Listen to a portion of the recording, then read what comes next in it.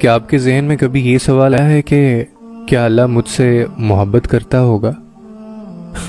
میرے ذہن میں یہ سوال کئی بار آتا ہے، بلکہ یہ سوال اکثر میرے ذہن میں گردش کرتا ہے۔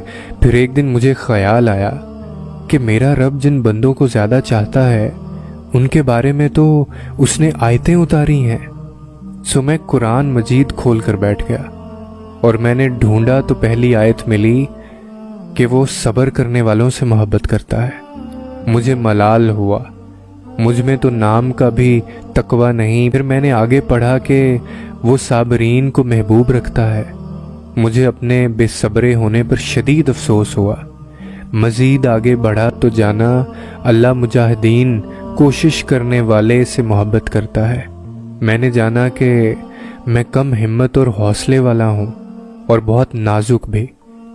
پھر آگے بڑھا تو کیا پڑھتا ہوں کہ وہ احسان یعنی نیک اعمال کرنے والوں کو پسند کرتا ہے، مگر میں اس سے بھی بہت دور رہا ہوں۔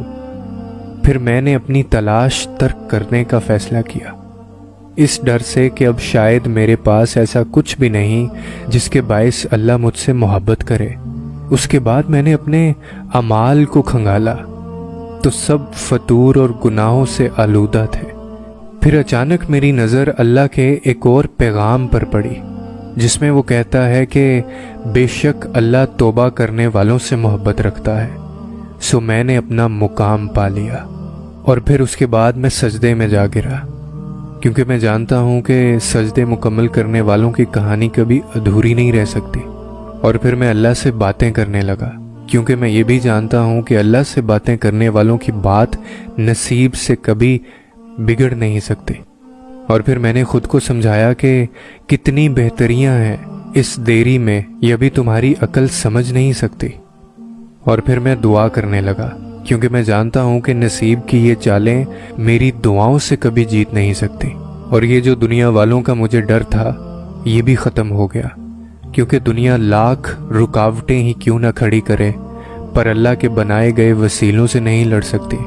اور پھر اچانک میرے ذہن میں ایک خیال آیا کہ یوسف علیہ السلام کو 40 سال بعد یعقوب تک لایا گیا، تو پھر کیوں سوچ رہے ہو تم کہ تمہاری کچھ لمحوں کی گمی ہوئی چیز واپس نہیں مل سکتی؟ بس جان رکھو کہ اللہ کا بس ایک ہی حکم کافی ہے،